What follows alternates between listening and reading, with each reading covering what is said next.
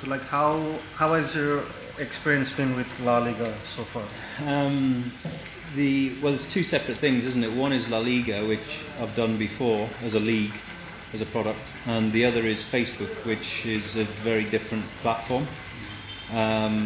And it's changing. The way people are consuming their football is changing, and it's changing very, very fast. So if you were to ask me about La Liga in particular, no change, because it's still the same league, it's still the same teams, it's still Spanish football, it's still Lionel Messi, Barcelona, Real Madrid, Atletico Madrid, etc. But if you were to ask me about the platform, then it's a very, very different experience. Very different experience. Yeah. So this was your first time in Nepal, or? No, I've been to Nepal before. I was here about 10 years ago, went up to Annapurna. I love it. I live in Dubai, so it's quite easy for me to get here. It's only like 4 hours or something flight to get here. And I love the temperature like today. I've always liked the people. I met people from Nepal before I came to Nepal. There's a lot of work in the Middle East, for example. And I love the Nepalese people in that particular regard. Just their temperament and view on the world. Kind of. So what did you like about Nepal? Peace and tranquility. Is probably the top and bottom of it. I love the mountains. I've always been a mountains person. So if you were to talk about the place itself, first and foremost, it's the mountains. I'm not a beach person. I don't spend my holidays on the beach. In fact, I hate the beach. Even though I live in Dubai, I live near the beach. It's boring. I can last 1 hour on the beach. So I like hiking in the mountains. And then I think the second thing is, if you're talking about the people, it's integrity. I would put them at the top of my list of integrity as a culture. And the reason I say that is not just my own personal perspective of meeting various nationalities when I've been in the Middle East, but also I've got a very good friend who's a group director of a very large international hotel chain, and he said he puts when he's hiring people, he puts Nepalis first because of their integrity. Okay. In Dubai. This is in the Middle East. In the Middle East, So let's talk about football again. Why do you think Nepali football and I knew you were going to ask me this. Sorry, carry on. and like other South Asian countries, why they're behind, in terms of other nations? Great question, and I do get asked a variation of this question on a regular basis. Number one, first and foremost, corruption. There is very little money in South Asian football, so you have to make that money stretch. They're not wealthy footballing nations like European nations are, for example. So when there's a little bit of money in the system, it has to go directly all the way to the grassroots football, to the players. And Arun, nothing has changed my mind over the last 20 years that I've been in football. Players come first. There is no other magic formula, and you can talk to me about all of these bullshit concepts of we need this, we need that, this is what. No. Players come first, and if you invest in your players, you're investing in the future of football. Most organisations that run football won't do that. They won't invest in the future of the football. It's what can I get out of it, and you got to remember, if I had a choice, everyone who runs football should have played the game at a professional level. Thank you. And there are too many suits who have never played the game, don't understand how tough it is as a football player. So you have worked in India as a commentator in Mumbai, in Star Sports, other channels, and they have been investing a lot, and they are progressing, in terms, compared to other South Asian countries. But what do you think is lacking, in Indian football? So Indian football is the same thing. Where you're putting the money is in the wrong place. So only now. So let me give you an example, Aaron. Just last year they changed the system, so it's now transfers, and not this stupid auction, which is just ridiculous. It's false. Yeah. I've never come up with such a ridiculous concept. Now, what that's done is it forces the club to take more care of the player, because the player is now an asset which can be bought and sold, can be traded. And that's what happens in the rest of the world. And the reason that's a good thing, Arun, is because there's not really much TV money in Indian football. There's not much in terms of sponsorship in comparison to cricket. Ticket sales are, in terms of a revenue stream, are very low revenue. So the biggest asset you have is a young talent. Can you imagine a young Arun? If he goes from being a kid, coming through your academy, and you sell him out the other end for however many crore, you've got an asset which has got a tremendous value. Now you multiply that by an academy full of 20, 30 players, all of a sudden you've got a very, very good, reliable business model. What's happened? They've only done that this last year, because we had 4 or 5 seasons of the ISL before with this stupid auction. So what was happening in the auction was players were only contracted for 1 year. In fact, they weren't even contracted for 1 year, they were contracted for 6 months. So the player has no stability. He's 6 months without work. He has to hope that he can get an I-League position. If he doesn't, he's only been paid for 6 months. So his good salary becomes not so good salary, because you've got 6 months of pay spread over 1 year. So the player has no security. He has no physical security, because his medical is not covered for the entire year. It's only covered for the 6 months he's with the club. So what if he gets injured?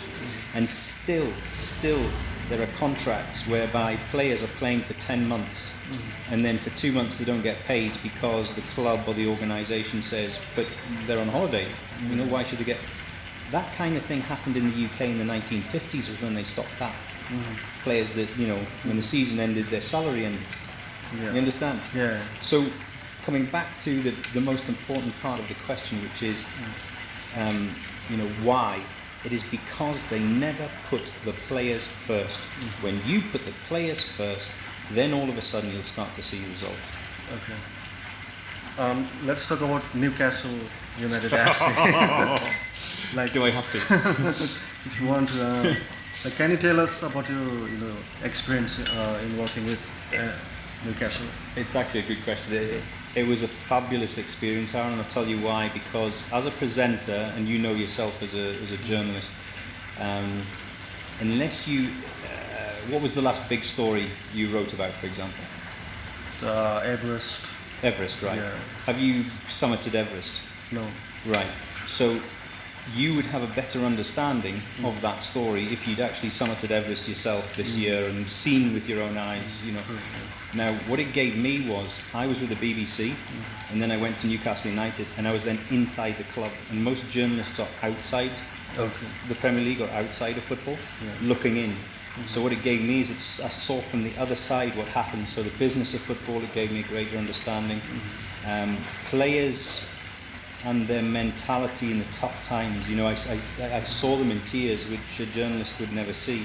Because in the UK, especially highly paid players, they say, oh, but this guy, I don't know why he's worried about being injured, because he's still getting paid 100,000 euros a week or pounds sterling a week. So why does he care? You know, he's still very, very rich. You have no understanding. The money means nothing. If you have an injury, and you come back from that injury, and the day that you're ready to go and play a game, you break down again with an injury, and you're out another 6 months, it's devastating, mentally devastating to a player. You don't sit there and go, oh well, no problem, another 6 months, I'm still getting £100,000 a week. You know your Daniel Sturridges of this world? Is a great example. You don't know what they feel as players. And the other bit that I got from Newcastle United was Sir Bobby Robson, who was a phenomenal manager. This was a guy who managed the original and best Ronaldo. Romario, remember Romario? You know, he used to tell me stories about his time at Barcelona. His way of managing people was so inspirational. And he treated me the same ways he treated his players, and I wasn't one of his players. You know, I travelled with the team and everything, and he was able to walk into any room and to make the chef, for example, at the training ground, or the lady who made the tea. You know, the old lady who made the tea that we had in Newcastle, the lady called Kat. make them feel like they were so important. It wasn't just about the star striker, it was about everyone else. And I think that was a big lesson in life for me. If you are the boss of your publisher, you don't just need the star journalists, you need everybody, all the way to the cleaners and the people that make the tea. If you can get everybody going in the same direction, it's a powerful force. Whereas unfortunately we live in a world now, Aaron, where most people are just individuals. Just do it for myself, you know. Don't care about you, don't care about you. As long as I'm okay, you know. Yeah. So Sir Bobby Robson, I think, was a huge influence on my life. Everybody's important. Everybody. Some their importance is small, some is they're large, but everyone is important. Yeah. Cheers, by the way. Cheers. Just for the record, we're not drinking alcohol. This is honey and lemon tea. Have you tried Nepali beer? Do you drink? Yeah, I was on drinking Gorka last night. Oh yeah, I saw your tweet. Yeah. I do like that. So, your best experience as a commentator? Well, first of all, I'm not a commentator. I have done commentary. The most talented people in broadcast are commentators, in my opinion. Not presenters, not journalists, not reporters. They're commentators. And Peter Drury is my favourite, absolute favourite. I think he paints a picture with his voice. My best experience?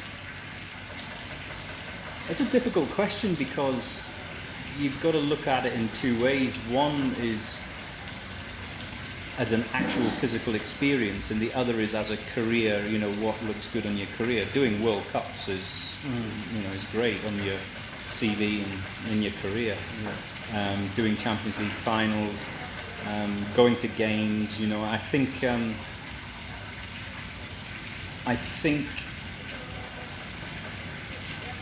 know, I've been told that, not all, but most of the major stadiums in Europe, all the stadiums in the Premier League and Championship, being in dressing rooms, that's a fabulous experience. Travelling with the team was a great experience. My experience in Newcastle, it was a terrible job in terms of the pay and the politics, but as an experience, it was a fabulous experience because of, you know, we've travelled the world with the team, and at that time you've got to remember when I was there, the 4 years I was there, Newcastle United was in the Champions League, so it was an amazing experience. I think if I was to pick out one, you see, you know what, Aaron, you pick up all these little things that nobody sees, no one understands. So for example, in the tunnel at the Nou Camp, there's a chapel, and players who are Christian or Catholic can go into it's tiny, it's the size of a cupboard. You could maybe get 3 people in there. But it's just, so as you've probably seen on the television pictures, you know, the steps down and then up at the Nou Camp. And it's just on those steps down on one side, there's a little chapel where players can go in and worship, you know, and seeing these little things that you never see on TV cameras, most people don't understand who've never been to the Nou Camp. So it gives you this insight into all of those kind of places and to football culture. But I think if I was to pick one, it would probably be Sarajevo, I think. We went to play a game when I was with Newcastle United against a club called Zaljesnica, and it was just a few years after the Civil War in Sarajevo. You know, the Bosnia-Herzegovina situation that happened. And I think, so when we got taken to the stadium was the place that they used as the morgue during the Civil War, and they buried bodies under the football pitch. And the reason they did that was because when they were trying to bury people in the cemeteries were exposed on the hillsides, and the snipers, when the city was under siege, the snipers would shoot the mourners as they were burying their dead. So what they ended up doing was taking the bodies to the stadium and burying the bodies under the football pitch. So, and the terracing around the stadium gave them protection from the snipers. And then the actual changing rooms were down below, like in a basement area, and they used that as the morgue for the bodies. So when you went into the changing rooms, I don't know, Aaron, it's weird. You could feel this, like, it was cold, you know, it was really cold. It was a cold, weird feeling. So that had just finished, that civil war just finished, and they dug up all the bodies and you know, reburied them elsewhere. So when the game was played, it was just gave you a different perspective on what was important in life. And also as well, I was standing next to the end of one of the goals, and someone threw I call them like a flash bang. It was a thing the size of a small Coke tin, and it just went boom next to me. It was a banger basically, but it was a ones they use in the army, you know. It's like I lost my hearing for, I don't know, maybe 2 hours, something like that. So was that your worst experience? It was, probably. I mean, I've had quite a few threatening experiences, but... Can you talk about that? Yeah, I mean, that was unexpected, because it just landed next to my feet and just I lost all my hearing. And that particular thing. Holland, ultras in Holland, they were very, very threatening. We were filming outside a stadium one day, and this guy just came up. He had a long black trench coat on, like the film The Matrix. Have you seen the film The Matrix? It's Keanu Reeves. He had a coat like that, and he came up and he said, "You have to stop filming." And we were interviewing fans outside the stadium, and and I said, "No, you know, we've got a permit here to film." And he just opened his jacket, his coat, and he had this long machete hanging in the jacket, and he says, "No, you're going to stop." And basically what they were doing was they were getting all the TV crews to stop and disappear, so they could then start a fight. So no one was filming, you know, so that was very scary. What else was scary? We were caught in an electrical storm as we came into land over Kiev, Champions League game in Kiev, and lightning hit the plane, and that was scary. Very scary. When a plane is ever hit by lightning, you know about it. It's very scary. It was actually reminding me a little bit of our trip to Lukla was a bit bouncy, and you know, the clouds and whatnot. So, but yeah, that was a bit scary. So, like, how do you feel working in India? You know, where cricket is more popular than football? Well, it's more popular at the moment. You see, this is where, as you can probably tell, this is where I get angry at organisations. Football was the number one sport in India up until the mid-80s. And then they got lazy. They didn't push the sport, you know, they didn't continue to work hard. You have to work hard all the time. And then they had the cricket, was it the Cricket World Cup in 80, which was it? I don't know much about cricket. There was a Cricket World Cup, wasn't there, in the mid-80s, and Sachin Tendulkar came along, and India did really well. And all of a sudden it changed. Cricket became the main sport, and football, you know, didn't. So, how do I feel about football not being the number one sport?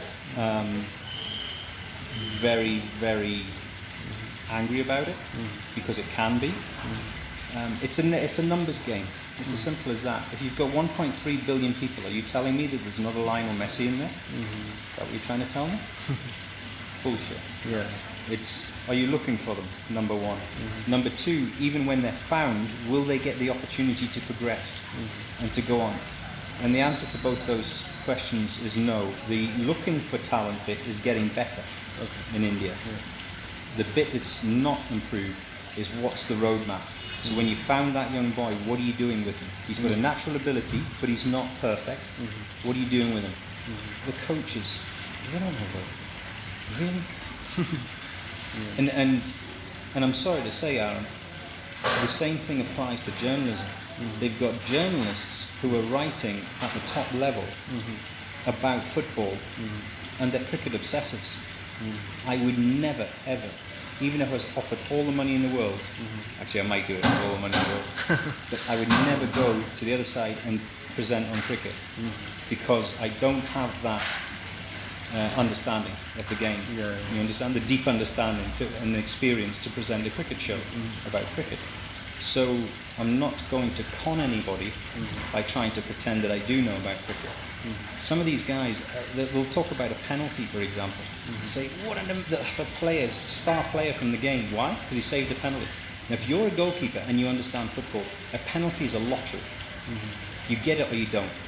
However, that same keeper can let a penalty in and have an amazing match because of his understanding of the game. You know, let's say he's taking lots of crosses, and he can be the star performer, but because he let a penalty in, he's not very good. So no understanding of the game. So coming back to the first part, it's about how do I feel about football and cricket. You need a hero. It doesn't matter who you are or what sport you are. I grew up with Kevin Keegan on my wall and Paul Gascoigne, posters of them, you know, because it was football in the UK. Indians grew up with Sachin Tendulkar on their wall, or Kohli now, Virat Kohli now. So until you have a hero that goes out, and that is now becoming a bit of a problem, Aaron, because as the wages are rising in Indian football, less and less young players are being advised by their advisors, and there's a problem with that whole area as well, to go out and to push themselves and to improve, you know, to try and go to Europe. And they think, if I don't go to Real Madrid or Manchester United, there's no point in me going to Europe. Why? You can go and play second division in Europe, and you'll have played at a higher level, and you will do more for your country at that level than by saying, I'm staying in Nepal or staying in India or whatever. You know. So like you have worked with, you know, famous footballers, coaches, clubs, and even like TV stations. So like, how has it shaped you as a person? I try and learn something. That's a great question. I try and learn something off of everyone I meet. You know, even someone on the street can teach you something about life. You know, they can tell you how not to end up on the street. Players. I think if you're asking about players in particular, their never give up attitude is the one thing I've noticed between all of the successful players I've worked with. And that applies to everything. I've played in charity 7-a-side games and we've been losing 3-0. We've had a couple of ex-players who will win the game 5-3. And their attitude is constantly never, ever, ever give up. You know, and that applies to all of us, I think. Because there are always times when you might say, you know, I don't know much about your job in particular, Aaron, or your company or whatever, but you know, you can say, I didn't quite get that opportunity to do what I wanted at this company or in my industry or whatever, and you're like, I've had enough. I've been trying and trying and trying, and I haven't got it. It's time to walk away, you know, and do something else, go into PR or whatever. And the fact of the matter is, you do not know that tomorrow is the day that you'll wake up and someone says, Aaron, I've got a promotion for you, or some other company says, we want you to come and work for us in a much better position, in a higher position. So I learned from players about determination never to give up. I think it's probably the biggest thing that I've got from them, you know. And it's short. I think that's the other thing, that you really have to enjoy. You really have to enjoy what you're doing. You have to be obsessed by what you're doing, because I look back now, my career has been approximately 18 years. And I look back now, Aaron, as if it started yesterday. I'm like, seriously, 18 years? It's like, it feels like 18 days. It's sort of, you know, so I would say, and this would be to you or to anybody that's reading this or listening to this, it's like sometimes you can get into a mood or a mental thought process which is, don't worry, I don't have to do it now because you know, I've got years left. I'm only, how old are you now? 32. I'm 32. I've got plenty of time. You don't. It's like, do it now. You know, now. You don't know what's coming in 10 years' time. The opportunity may not be there in 10 years' time. You know. See, so going back to Sir Bobby Robson and one or two of the other, you know, bosses that I've had throughout my career, seizing opportunity was probably what I learned about him. You know. Sometimes you can overthink things. Excuse me. Sometimes I think I have a personal feeling, Aaron, that when I get to the end of my time on this planet, that in my life, approximately 50% of my decisions will have been right and approximately 50% will have been wrong. So as a result, I go through life just like, make a decision. Because this one might be wrong, Yeah. but tomorrow's might be right. And if I end up at the end of my days, and I'm getting old now, if I end up at the end of my days with 51% of my decisions having been right and 49% wrong, great. Yeah. I'm happy with that. Yeah. If it's the other way around, then I've got a problem. Yeah. So what I'm saying is sometimes you can sit and overanalyze and just do it. Yeah. Make a decision and do it. You're going to be right or wrong. Yeah. Yeah. And quite often, a lot of it's just luck, isn't it? True. Yeah. You've done things in your life. I bet if you go home tonight and you sit with you're married, yeah. Yeah. You sit with your wife and look back, you go like, see, that was a good decision. But at the time you made it, you weren't sure. Yeah. And then there's other things where you look back and you go, you know what? I thought that was going to be really good because I spent lots of time thinking about it and working it out, and it ended up being a bad decision. Yeah. So, you know, an investment or whatever. Yeah. It's 3 more questions. So, like, Plenty of time. Yeah. Do you think football in South Asia is catching up with the rest of the world, or still have a long way to go? And I'll tell you why. So you were talking about India. India and Indian football, and those who are involved in the organisation of Indian football will say we've made huge progress. We've gone from 160, 70 in the world to 100, which is great. But that's just the FIFA ranking. Yeah. The way I look at it is you have to not only progress, which a lot of South Asian countries are, they are progressing, but you've got to progress at twice the speed. Because you're going forward at, say, 5 miles an hour, but the rest of the world is also going forward at 5 miles an hour, and you're this far behind the rest of the world. So if you want to catch up, you have to go twice the speed, correct? Yeah. If I'm following you, okay, I'm walking and you're walking, we never close the gap. I have to run behind you to get up to you walking. You understand what I'm saying? Yeah. So no is the answer to your question. They're not catching up. And people are getting confused between making progress and catching up. There's a difference between progressing, but the rest of the world is progressing as well. Football all over, in all of the continents, is getting better. So things like, I'll give you an example, things like nutrition. You know, no one knew what nutrition was in football 10 years ago in South Asia. Now they've caught up in nutrition, but the rest of the world has moved past nutrition. They found out about nutrition 20 years ago. So, but they're onto something else: sports science, blood science, whatever the case may be. So they're much further ahead. You know what I'm saying? So, like, how can we improve? You know? First and foremost, you come back players. You've got to treat players with respect. Yeah, I don't care who the best player is in the country. I was messaging Viraj actually earlier on because I'm going to go to the game on Thursday night. Oh, okay. Against Chinese Taipei. They're playing on Thursday. So, first of all, excuse me. First of all, they've got to understand that it's professional. That if you want a player to give up his life, and just focus on his nutrition and his fitness, physicality, practice his game, he has to be able to earn a living. He has to be able to have security and to live. It's the only way that it's going to work. You can't expect that guy to go to training and to be in the army or have a job. He's never going to be fully committed. It's about that's what a professional means, correct? You're a professional.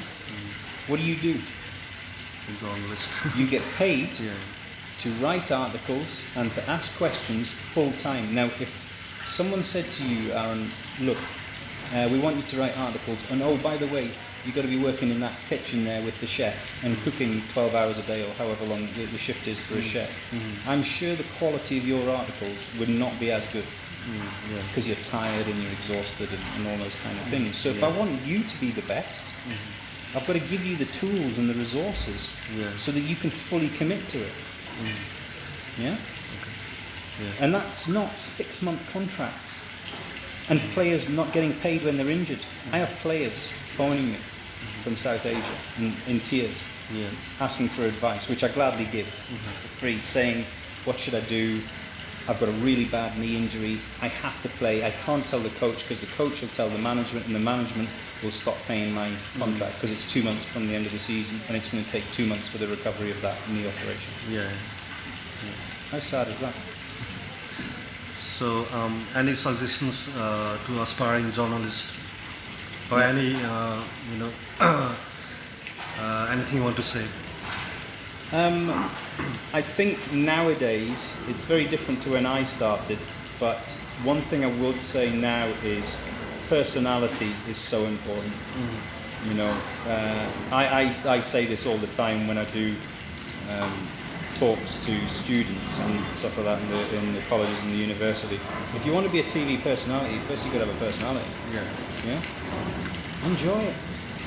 Because my job, right, there's one thing I will not accept as a criticism about what I do and our shows in particular, and that is that they're dull or flat.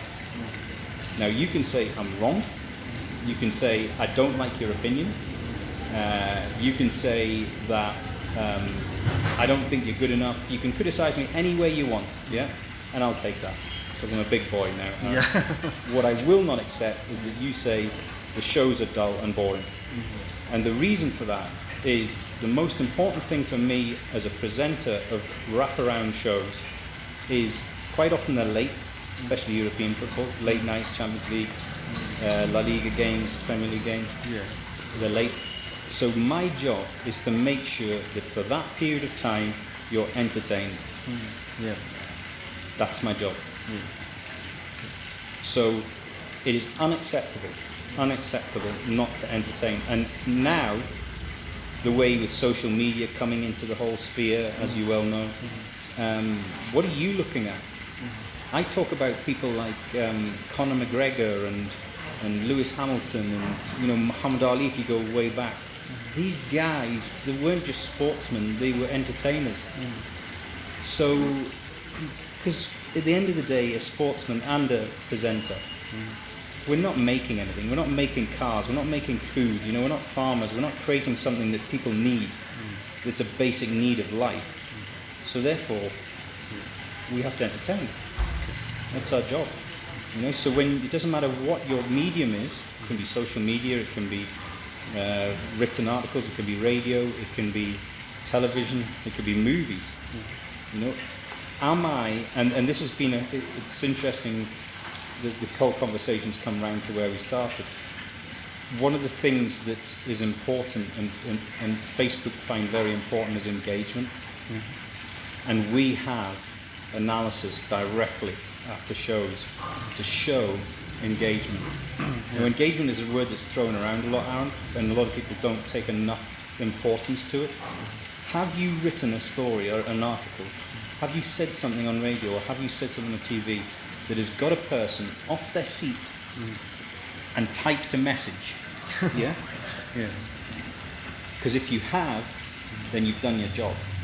Whereas if I've just turned the page, your paper, looked at it, turned the page, and people go on about Piers Morgan and Donald Trump, and you can hate Donald Trump all your life, and I don't care, by the way, because he's not the president of my country, so I'm not making a political statement here. The fact of the matter is, he says things that drive opinion. And you go and look at the numbers, and the opinion is split. And it's almost 50-50. For some things, he'll be 55 for, 45 against, for other things, 64 against, 50-50, whatever. It doesn't matter. That's not the point. He's saying things which gets people off their seat, and they don't just look at it as they're walking back. You understand? So your job, and my job as a presenter, as an anchor, is to make sure that when someone switches their TV on, that they don't switch it off until we are switched off. You see what I'm saying? And if we're going on air 30 minutes before or 1 hour before, you want people to be telling their friends and saying, switch on now. There's an argument. It's not about being funny. Sometimes it's funny, sometimes it's an argument, it's a debate, whatever. It's about, like, have I touched something inside you that has driven you to go like, that is absolutely wrong, or that is absolutely right. I totally agree, or I totally disagree. And if you haven't got energy in our business, I build everything on, I say it all the time to everyone I meet, energy. If you've got no energy, if you've got no life about you, you shouldn't be in this game. Go and do something else, if you don't generate a reaction, and that applies to everyone. It applies not just to journalists. It applies to editors. It applies to bosses of companies. It's because you know what? Once you make a reputation for yourself of saying the things that the people want, and this is where politicians have discovered, Aaron, in recent years, especially in Europe, what they're thinking and what the public are thinking are two completely different things, and all of a sudden somebody loses an election, and you go, what? How did that happen? Because you weren't listening, you know? Okay. I think that's it.